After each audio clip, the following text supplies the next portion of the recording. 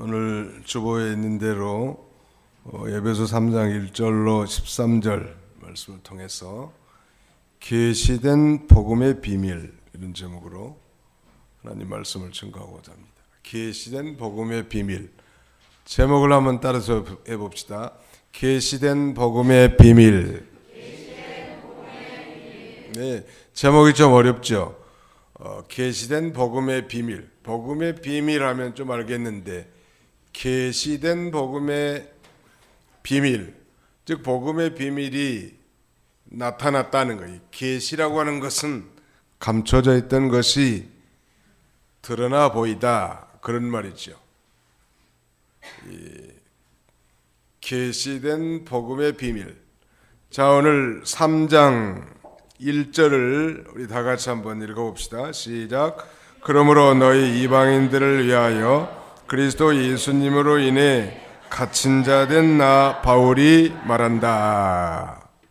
그러므로 하는 건 앞에 있는 2장에 있는 내용인데, 이방인과 유대인들이 이제 예수 그리스도 안에서 한 새 사람을 이루어서 하나님과 화목하게 됐고, 또 하나님께 같이 나가게 되고, 즉 하나님의 나라의 시민이 되고 하나님의 가족이 되고 또 하나님의 연합된 성전을 이뤘단 말이에요. 이건 특별히 이방인에게 주신 하나님의 큰 은총이었는데, 바울은 바로 이방인의 사도가 되었고, 또 이방인을 위한 하나님의 은혜 때문에 사도로서 복음을 증거하다가 감옥에 갇혔단 말이에요. 여기 지금 그러므로 너희 이방인들 위하여 그리스도 예수님으로 인해 갇힌 자 된 나 바울이 말한다. 에베소서는 우리가 잘 아는 대로 옥중서신, 감옥에서 보낸 이 편지 가운데 하나이죠. 특별히 이 옥중서신을 우리는 에베소서, 빌립보서, 골로새서, 빌레몬서, 에필골몬, 이 네 권을 옥중서신이라고 합니다. 물론 이 디모데 전후서도 옥중에 썼지만 옥중서신이라고 분류하지는 않지요. 감옥에 왜 바울이 갇히게 됐는가? 그러므로 갇히게 됐단 말. 즉 예수 그리스도 안에서 이방인들과 유대인들이 다 하나가 되고 한 시민이 되고 한 가족이 되고 한 연합된 성전이 됐는데, 이방인들을 향해서 베푸신 그 하나님의 그 놀라운 은혜를 바울이 깨달았기 때문에 이방인들에게 힘있게 복음을 증거하게 됐고, 그 증거하다가 감옥에 갇힌 거예요. 괜히 자기가 감옥에 갇힌 거 자랑하는 거 아닙니다. 이 바울 사도가 자기가 감옥에 갇힌 자라고 밝힌 이유는 낙심한 가운데 무슨 에베소 교인들에게 동정을 얻기 위한 것이 결코 아니고, 사도로서 이방인들을 위해서 수고하고 고생한 것들을 그들이 알고 권면을 좀 잘 받으라는 거예요. 바울을 바로 알아야만 바울을 존경하고, 또 그래서 바울이 증거하는 이 복음 진리를 잘 받을 수 있기 때문이죠. 교역자를 무시하고 존경하지 않는 사람이 그가 증거하는 설교를 통해서 은혜 받기란 어려운 일이죠. 특별히 이 부모가 이 교역자를 무시하고 말을 함부로 한다고 한다면, 그걸 듣고 배우니 자녀 손들에게도 영적 악영향이 치명적이에요. 그래서 어떻게든지 이 성도와 이 교역자 사이에 막히지 않도록 늘 기도하고 깨어서 성령의 인도를 잘 받아야 합니다. 자, 2절에 보실까요? 너희를 위해 내게 주신 하나님의 은혜의 경륜을 너희가 분명히 들었을 것이다. 너희를 위해 내게 주신 하나님의 은혜의 경륜을 너희가 분명히 들었을 것이다. 이 경륜이란 말이 옛날 말인데 좀 어렵습니다. 오이코노미아라고 하는 이 말은 계획, 관리, 직무, 그런 뜻이 있거든요. 그러니까 이 말하자면 여기서는 이방인과 유대인들이 그리스도 안에서 하나가 되어 하나님의 한 성전을 이루는 이 놀라운 하나님의 은혜의 계획, 은혜의 경륜은 은혜의 계획이란 말이에요. 이 광범위한 하나님의 계획과 섭리, 이방인들을 향한, 여러분 이건 이 사도 신약시대의 특별히 선지자들과 사도들 위에는 이 놀라운 이 이방인들이 유대인들과 동등하게 구원받아서 하나님의 자녀가 되고 그 영광의 풍성한 은혜에 참여하는 이 놀라운 비밀을 잘 몰랐단 말이에요. 예를 들면 심지어는 사도 베드로까지도 이방인들에게 복음을 증거하라는 것에 대해서 인식을 하지 못했기 때문에 고넬료 집에 보내면서 3번씩이나 그 보자기 네 광주리 끝에 줄을 달아서 각종 가증한 짐승을 보이는 이 환상을 요빠 시몬, 피장 시몬의 집 옥상에서 그걸 보게 되는 거예요. 그러면서 자기는 속되고 더러운 것을 먹어본 적이 없다고 하는데 하늘에서 들려오는 음성은 잡아먹으라는 거예요. 그 계시의 내용은 이방인들에게도 복음을 증거하라는 내용이에요. 이미 말씀드렸지만 유대인들이 생각하는 이방인들은 아주 천대시하는 거예요. 보통 천대시하는 게 아니라 유태인을 제외한 모든 이방인들은 사람의 모양을 갖춘 짐승? 뭐 그런 정도로 생각을 해왔습니다. 그러니까 자기들만 특별한 선민으로서 소위 하나님의 언약에 참여하고 다윗 왕국을 건설해서 전 세계를 지배하고자 하는 그런 야망과 계획이 있고, 그래서 그들이 기대하는 이 메시아에 대해서도 그런 마음을 가지고 있었기 때문에 2000년 전에 이 땅에 오신, 그래서 고난과 멸시와 천대를 다 당하시고 십자가에 못 박히신 예수 그리스도는 자기들이 기대한 메시아의 관과는 너무너무 거리가 먼 거예요. 그래서 그 예수님을 메시아이신데도 십자가에 못 박아 저주의 죽음을 죽게 내버려 둔 거죠. 오늘날 이제 유대인들이 하나씩 이 과거에 자기들이 죽인 예수님이 메시아인 줄 알고 돌아오긴 합니다만, 그렇게 유대인들은 이방인들에 대해서 천시하고 불관용적 그런 태도를 가진 것입니다. 그런데 문제는 구약시대의 믿음의 조상 아브라함에게 하신 그 약속 안에는 비록 유대인들만 구원받고 하나님의 자녀가 되고 하나님 나라를 이루게 하는 것이 아니고, 이 구약시대에는, 구약시대 아브라함에게 한 언약 안에는 모든 이방인들도 다 포함되어 있었는데 구약 성도들은 그걸 깨닫지를 못했단 말이에요. 심지어는 사도들까지도.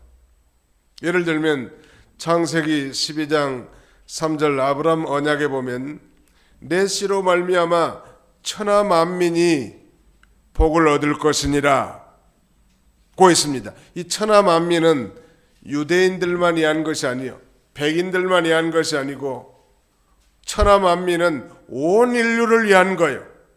복음은 온 인류를 위한 것이지 유대인들만 위하는 게 아니란 말이에요. 그런데 문제는 적어도 예수님 당시까지만 해도 이 이방인들에 대한 유대인들의 태도는 그 놀라운 복음의 비밀이 감춰져 있었던 것입니다. 그런데 바울은 바로 그걸 깨달은 거예요. 유대인들만을 위한 하나님이 아니고 유대인들만을 위한 복음이 아니고 이방이든지 유대인이든지 누구든지 예수 그리스도를 믿는 자는 예수 그리스도 안에서 한 새 사람이 되고 한 시민이 되고 그 다음에 한 하나님의 가족이 돼서 한 성전, 위대한 하나님의 연합성전을 이룬 것을 바울이 깨닫게 된 거예요. 깨달았으니 가만히 있을 수 있나요? 정말로 깨달은 사람이 가만히 있을 수 있겠냐는 말이에요. 그 이방인들에 가서 힘써 복음을 증거할 수밖에 없지 않겠어요? 그러면서 그 이방인들에서 복음을 증거하면서 많은 고난을 당하게 되고 심지어 오늘 이 감옥에까지 갇혀 있는데 그 감옥에서조차도 봐도 이 이방인들인 에베소 교인들에게 이렇게 편지하면서 너희를 내게 주신 하나님의 은혜의 경륜을 너희가 분명히 들었을 것이다 이렇게 말하는 거예요. 자, 3절 보실까요? 곧 내가 이미 대략 기록한 대로 그 비밀이 계시를 따라 내게 알려지게 된 것이니 그랬습니다. 구약시대 유대인들은 아무도 이방인들에게 이렇게 큰 은혜, 유대인들과 이렇게 동등한 은혜가 주어질 것을 도무지 기대하거나 상상도 못했던 것입니다. 그런 면에서 바로 이 복음이 비밀이라고, 곧 내가 이미 대략 기록한 대로, 앞부분에 이제 1장 2장에서 기록했죠. 그 비밀이 계시를 따라 내게 알려지게 된 것이니 그랬습니다. 이 계시를 따라 내게 알려졌다. 하나님께서 이 복음의 계시를 깨닫게 해줬다는 것. 인간의 노력과 연구와 수고로 이 복음을 믿고 깨닫는 게 아니죠. 우리 기독교를 소위 계시의 종교라고 합니다. 하나님이 성령으로 말미암아 그걸 깨닫게 해주는 것. 깨달은 사람은 가만히 있을 수가 없어. 뛰쳐나가서 전도해야 되고, 깨달은 사람은 전도해야 되고라는 말 자체도 틀렸죠. 전도할 수밖에 없고, 깨달은 사람은 하나님의 일에 발벗고 나설 수밖에 없는 거예요. 깨달은 날로부터 열매가 맺어서 자라나게 되는 거예요. 그저 종교인으로서 이 형식적인 신앙생활하는 사람 가지고는 역사가 나타날 수가 없어요. 정말로 하나님의 은혜를 바울 사도는 깨달았는데 그것이 바로 놀라운 이 하나님의 이 은혜의 경륜을 깨달은 거예요. 여러분 한번 상상해 보십시오. 이제 봄철이 되면 곧 한 4월쯤 되면 이제 모짜리 판을 만드는데 모판 시골에서는 농사를 짓잖아요. 그러면 이제 옛날 방식은 이제 모판을 만들어서 그 모가 어느 정도 자라나면 그걸 이양해 가지고 자기 논 전체에다가 이렇게 심지 않습니까? 요새는 기계로 다 심습니다만 가령 자기 논이 한 3,000평 정도 된다. 그러면 이 모짜리를 한 100평 정도 만들어요. 정성껏 벽실을 담갔다가 뿌리죠.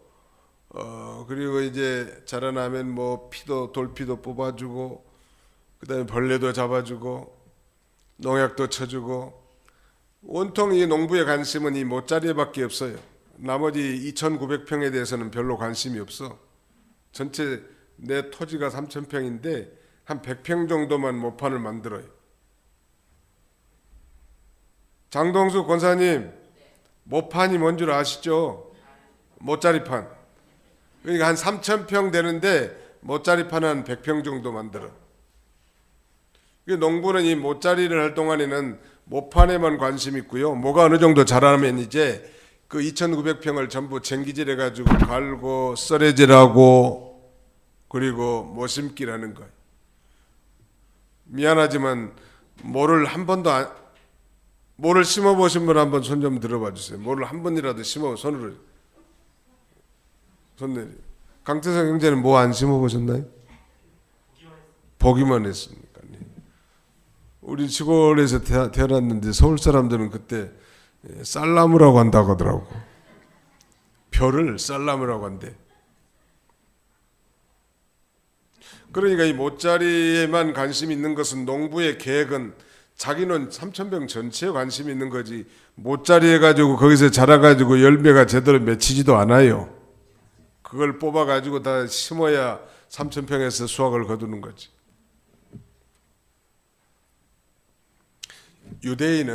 유대인들은 모짜리판과 같습니다. 그래서 이 유대인들에게는 언약의 율법이 있었고 특별히 선택된 백성이고 그들이 하나님이었단 말이에요. 그래서 사실 예수님도 유대인의 후손으로 오셨잖아요. 유대인의 혈통을 입고 오셨어요.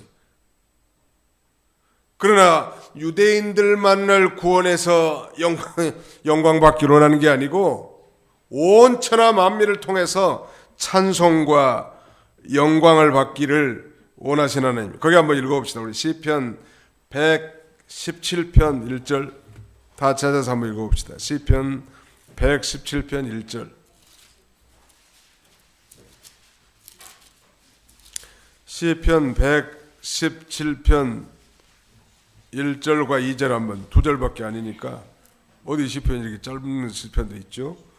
시편 117편 1절로 2절 시작. 너희 모든 나라들아 여호와를 찬양하며 너희 모든 백성들아 주님을 찬송하여라. 우리에게 향하신 여호와의 인내하심이 크고 신실하심이 영원하시다. 할렐루야. 너희 모든 나라들아, 너희 모든 백성들아. 이건 뭐 이스라엘만 가리킨 게 아니고 유대인만 가리킨 게 아니라는 거예요. 근데 적어도 예수님이 오실 때 이 사도들까지도 이방인들이 구원받고 그 풍성한 은혜에 참여할 줄은 몰랐던 거예요. 잘 몰랐기 때문에 하나님께서 이 베드로 사도에게도 이 고넬료, 이방인 이 백부장 고넬료 집에 복음을 전하러 내보낼 때 이 환상을 통해서 깨닫게 한 다음에 성령의 인도를 받아서 순종하게 했단 말. 그런데 바울은 놀랍게 그 하나님의 그 위대한 은혜의 경륜, 즉 이방인들과 유대인들이 그리스도 예수님 안에서 한 백성이 되고 한 시민이 되고 한 가족이 되고 한 상속자가 돼서 위대한 이 연합성전을 이루는 그런 거대한 성경적 비전을 바라보고 자신의 몸을 초계같이 여기면서 많은 고난을 달게 받고 복음을 증거하게 된 거예요. 이 사람이 그러니까 이 깨닫는 게, 이 복음의 은혜를 깨닫는 것이 중요한 거예요. 이 교회 안에 이런 분들이 많으면 그 교회는 소망이 있고 비전이 커져요. 사실 우리 뭐 도봉교회 교회 하나 잘해가지고 여기서 뭐 잘 먹고 잘 싸고 서로 친교 나누면서 보내라고 한 게 아니고 저 제3세계 오지까지 복음을 증거하고 선교하고 하나님 나라를 건설하라고 하는 거예요. 우리의 목표는 단순히 대한민국 서울특별시 도봉구 도봉동에만 있는 게 아니에요. 우리가 몸은 여기서 살고 신앙생활은 여기서 살지만 우리의 마음이 아프리카나 동남아시아나 저 중동이나 구소련 지역이나 중국의 오지나 저 남아메리카 브라질이나, 이번에 이 브라질의 그 세계 교회가 우리 교단에 가입 신청을 내가지고 우리 상임위원회에서 가입 신청 허락을 받아줬는데, 사실 브라질까지 우리가 간다는 건 돈이 많이 먹어. 비행기 싸기 비싸다. 약 30시간 이상을 비행기만 타고 가는데 사람도 지치고 돈도 많이 먹는다.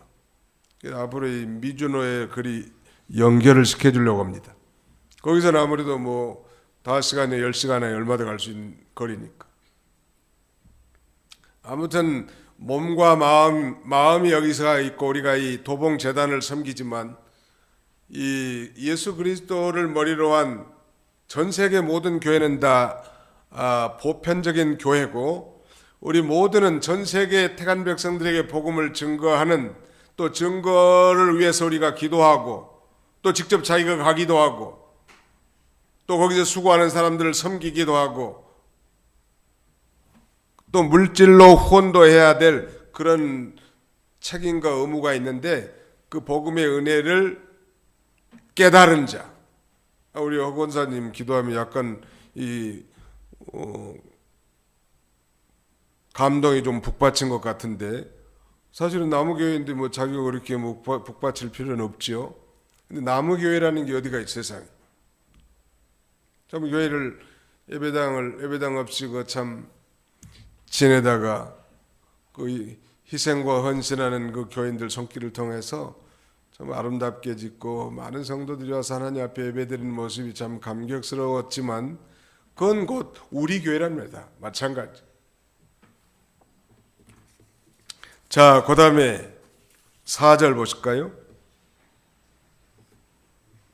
너희가 그것을 읽을 때에 내가 그리스도의 비밀을 깨달은 것을 너희가 알 수 있을 것이다. 너희가 그것을 읽을 때 이 그리스도의 비밀은 바로 예수님께서 유대인들뿐만 아니라 또한 이방인들 위해서도 은혜의 구주가 되신다는 사실을 가리키는데, 이 바울의 서신을 읽을 때마다 모든 사람이 바울 사도야말로 정말로 그리스도의 비밀을 깨달은 참 사도로구나, 이걸 알 수 있을 거라고 말하는 거예요. 5절 보실까요? 이 비밀은 지금 성령으로 사도들과 선지자들에게 계시된 것처럼 다른 세대에서는 사람의 아들들에게 알려지지 않았다. 다른 세대에는 구약시대를 가리키는데요, 구약시대 때는 하나님의 이 비밀의 복음이 다 나타나지 않았어요. 그러나 감춰져 있습니다. 그래서 우리는 구약을 소위 The Hidden Gospel, 감춰진 복음이라고 합니다. 여러분, 창세기 3장 15절에 여인의 후손은 곧 마리아에게서 잉태될 예수 그리스도를 가리키죠. 아담과 하와에게 입혔던 가죽옷은 짐승의 가죽을 가리키는데, 그 짐승을 잡을 때 하나님 앞에 제사 드리면서 이 피 흘려서 짐승을 잡을 때 그 가죽을 가지고 입혀준 것을 마찬가지고, 또 예수 그리스도를 믿음으로 말미암아 우리가 의의 옷을 입게 될 것을 예표한 거란, 저 광야에서 높이 든 장대는 십자가에 달린 예수 그리스도를 상징합니다. 만나는 생명의 만나 되시는 예수 그리스도를 상징하고, 저 반석을 쳐서 생수를 마시게 한 반석도 생수 되시는 예수 그리스도를 상징한다는 말. 성전세로 반세계를 바쳤던 그 반세계 역시 중보자 되시는 예수님을 가리킵니다. 이게 구약 성경도 성령으로 깨닫고 신약시대에 우리 그리스도인들이 다 밝히 알 수 있었지만, 적어도 초대교회 당시만 해도 이 구약의 이 감춰진 이 복음의 비밀을 잘 알 수가 없었지요. 바로 이 다른 세대는 구약시대를 가리키는 거예요. 이 사도시대 후에도 이 사도와 선지자들에게 나타난 것처럼 나타나지 않았다. 이병기 목사님은 이 말씀을 이 표준 계시의 종결성이다. 그러니까 오늘날도 무슨 자기가 계시를 봤다 라고 말하면서 자기가 하나님과 직통 계시하는 자라고, 그러면서 그 계시를 마치 성경 말씀과 동등하게 여기는 것은 잘못된 생각이에요. 소위 이 말하자면 신비주의자라고 하는데요, 이 성경은, 우리는 이제 성경 66권은 성경의 이 완전성과 충족성을 우리에게 가르쳐 주기 때문에 여기다가 더 보태지도 말고 여기 있는 걸 빼지도 말라고 요한계시록 22장 마지막 부분에 엄하게 경고하고 있지 않습니까? 예수 믿는 사람들이 꿈을 꿀 수도 있고 오늘날도 환상을 볼 수도 있겠죠. 하나님은 전능하시니까. 그러나 그것이 표준 계신 성경과 동등하지는 않단 말. 어떤 분이 그런데 우리가 요새 꾼 꿈은 자기 꿈 아니면 개꿈이라고 하더라고. 아니, 꿈속에서도 뭐 별일이 다 나타나는데 그걸 믿고 따라가는 것은 그건 정확하지 못한 거예요. 객관성이 없단 말. 자, 아무튼 이 비밀은 지금 성령으로 사도들과 선지자들에게 계시된 것처럼, 바로 이 성경 말씀은 성령으로 말미암아 사도들과 선지자들에게 계시되었는데, 구약 시대 때는 사람의 아들들에게 알려지지 않았다. 이 말은 여기 히브리적 표현인데, 이 사람의 아들들은 이스라엘의 아들들과 대조되는 이방인들을 가리킵니다. 이방인들은 캄캄했던 거죠. 한번 생각해 보십시오. 우리나라 이제 개신교의 복음이 들어온 건 불과 130여 년, 천주교까지 다 합해도 한 200년 정도밖에 안 됐는데, 그러니까 200년 전에는, 적어도 1880년 이전에는 우리 대한민국이야말로 이 놀라운 하나님의 이 은혜의 경륜, 구원의 경륜과는 너무너무 거리가 있고 감춰져 있었던 것이죠. 그런데 오늘 이 대한민국에 이렇게 복음이 편만하게 전파된 거야말로, 그야말로 하나님의 그 지극히 큰 은혜의 풍성함이 이 조선 반도에 나타난 거예요. 그리고 무엇보다도 내가 예수 믿고 구원받아 하나님의 자녀가 된 거. 감사합니까? 감사하지 않습니까? 참으로 감사할 일이고 신기한 일이요. 우리가 뭐 예수님을 한번 보기를 했습니까? 아니, 예수님이 십자가에 못 박힌 것을 봤습니까? 그런데 이 복음 전도자들에게 전해준 이 놀라운 예수님이 십자가의 죽으심과 부활하심에 대한 메시지가 성령으로 내 마음에 믿어지고 거듭나서 우리가 하나님의 자녀라고, 그리고 예수님이 나를 위해서 대신 죽으셨다고, 그리고 하나님이 우리 아버지라고, 교회가 바로 하나님의 기업체라고, 그러면서 주와 복음을 위해서 헌신하고 희생하게 된 것은 순전히 하나님의 은혜가 아닐 수 없는 거죠. 자, 거기 6절 우리 같이 한번 읽어보실까요? 3장 6절입니다. 시작. 그것들은 이방인들이 복음으로 말미암아 그리스도 예수님 안에서 함께 상속자들이 되고 함께 지체들이 되고 함께 약속에 참여한 자들이 되는 것이다. 이 복음의 비밀로 말미암아 이방인들이 복음으로 말미암아 그렇게 된 거예요. 오늘 저와 여러분들은 이방인 중에서도 이방인 아니요?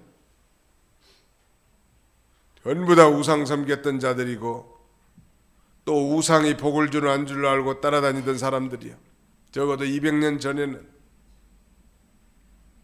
그런데 그 복음으로 말미암아 이제 우리가 예수 그리스도 안에서, 즉 예수님을 믿고 함께 이 상속자들이 되고, 즉 유대인들과 함께 하나님 아버지의 기업을 이어받는 후사, 즉 상속자들이 됐다는, 함께 유대인들과 함께 우리 이방인들도 이제 한 지체, 예수님의 몸이 되었고, 또 함께 그 약속에 참여한 자가 됐다. 우리 조상 아브라함과 이삭과 야곱에게, 아니 모세와 다윗에게 약속했던 그 모든 언약, 그 약속에 우리가 참여한 자들이 된 거죠. 그 약속은 예수님 보내주겠다는 것이고, 그 예수님을 믿고 그 피로 말미암아 죄사함, 곧 구원을 얻게 됐으니까 이제 그 언약에 우리가 참여한 자들이 됐어요. 자, 함께 한번 따라서 해봅시다. 함께 상속자들이 되고, 함께 지체들이 되고, 함께 약속에 참여한 자들이 되었습니다. 놀라운 일이죠. 이걸 지금 바울 사도는 에베소 교회에 편지를 보내고 있는 거예요. 에베소 교회 우리가 다 아는 바 있지만, 에베소 도시라고 하는 이 도시는 로마의 말하자면 식민지의 도시이긴 한데 아주 번창한 도시였다고 하고, 특별히 에베소 지역에는 아주 아르테미스라고 하는 여자신, 여신을 섬기는 우상으로 가득 찬 도시에 바울이 가서 복음을 증거했고, 많은 핍박으로 말미암아 이 두란노 서원에서 따로 제자들을 양육해서 그야말로 복음을 전략적이고 체계적으로 증거한 교회가 바로 에베소 교회라는 거예요. 바로 그 우상 아르테미스가 복을 주고, 아르테미스의 정각과 신상들을 조그만하게 만들어서 관광 상품으로 팔아서 이익이 짭짤했던 그 도시에 보이지 않지만 살아 역사하시는 하나님께로 예수 그리스도를 믿음으로 돌아온 저들이 이제 예수 그리스도 안에서 함께 하늘나라의 상속자가 되고, 함께 이제 예수 그리스도의 이 몸된 교회의 지체들이 되고, 함께 놀라운 조상들과 언약한 약속에 참여한 자들이 됐다고 이렇게 편지합니다. 오늘 7절까지만 해야 될 것 같은데 7절 보실까요? 나는 바울 사도죠. 그분의 능력의 역사하심으로 내게 주신 하나님의 은혜의 선물을 따라 일꾼이 되었다. 이방인의 사도가 된 거예요. 그분의 능력이 역사하심으로 내게 주신 하나님의 은혜의 선물을 따라서 일꾼이 됐다는 거예요. 앞부분에서는 이제 비밀인 복음이 이방에 전파될 걸 말씀하셨고, 여기서는 그 일을 한 일꾼에 대해서 말하고 있는데, 오늘날 일꾼이라면 뭐 전도사님이나 목사님도 해당되겠지만 전문직으로 그러나 예수를 믿고 정말 구원받은 신자라면 넓은 의미에서 모두가 다 복음의 일꾼 아니겠습니까? 일꾼이 된 것은 첫째 하나님의 능력의 역사로 된 거고, 그 다음에는 하나님의 그 은혜의 선물을 따라 된 것인데요. 이 모든 하나님의 일꾼들, 전도자들이 이 두 가지가 있어야 돼. 즉, 그 일을 할 만한 은사가 있어야 된다는.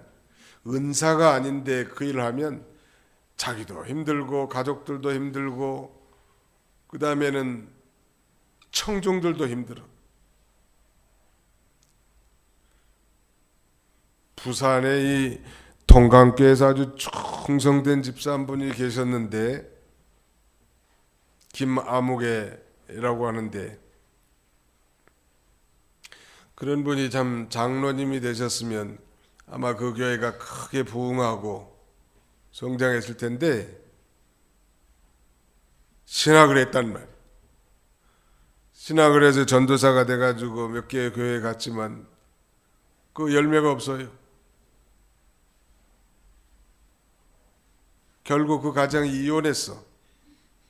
본인은 사역자로서 실패하고 쫓겨났고, 자기가 은사가 아닌데 자기는 봉사하고 충성하는 그런 직분의 은사를 받았는데, 아니 아마 목사님이 부러웠는지 말씀 전하는 것이 부러웠는지 신학을 하려고 그걸 억지로 가니까 그 가정도 깨지고 그 다음에는 자기도 비참하게 됐단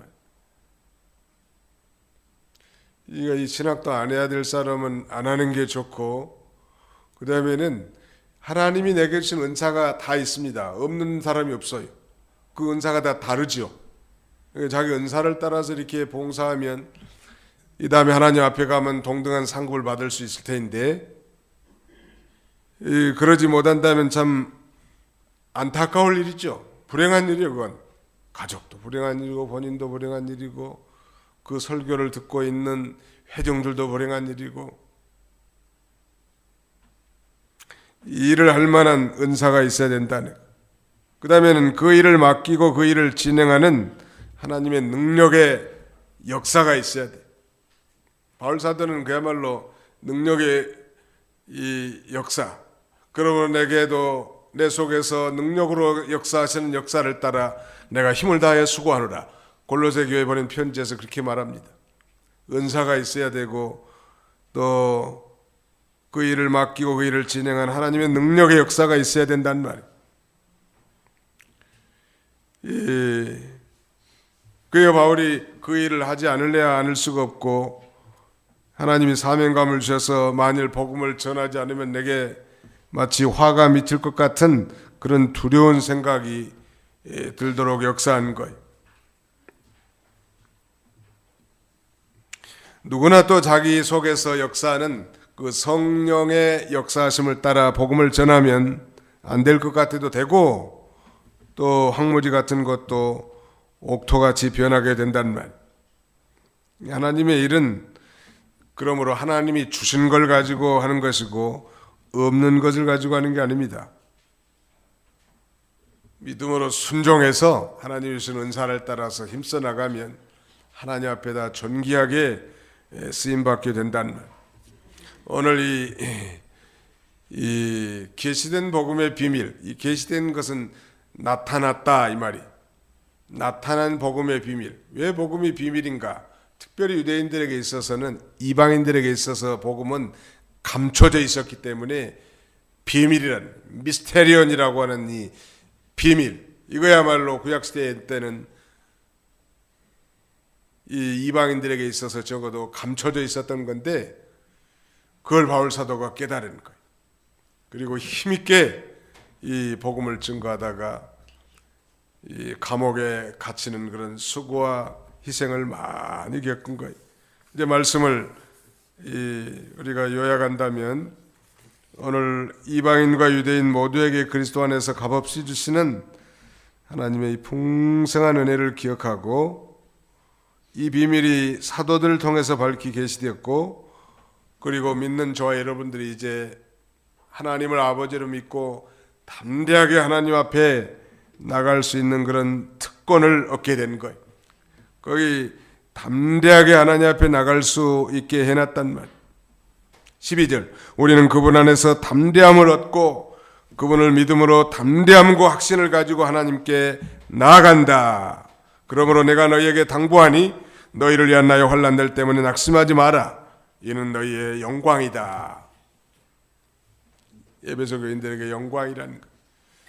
오늘 우리는 이방인으로서 누군가의 희생과 헌신을 통하여 복음을 듣게 됐고 함께 하나님의 기업을 이어받는 상속자가 되었고 또 함께 지체가 되었고 함께 그 언약에 참여한 자가 돼서 하나님을 아버지라 부르고 기쁠 때나 슬플 때나 병들거나 건강할 때나 언제든지 우리가 하나님 앞에 당당하게 나가 하나님 앞에 긍휼하심을 얻고 돕는 은혜를 얻을 수 있는 복된 자들이 된 거예요.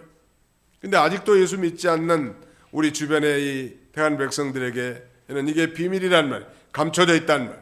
이걸 깨달은 사람이 입을 다물고 가만히 있을 수 있냔 말.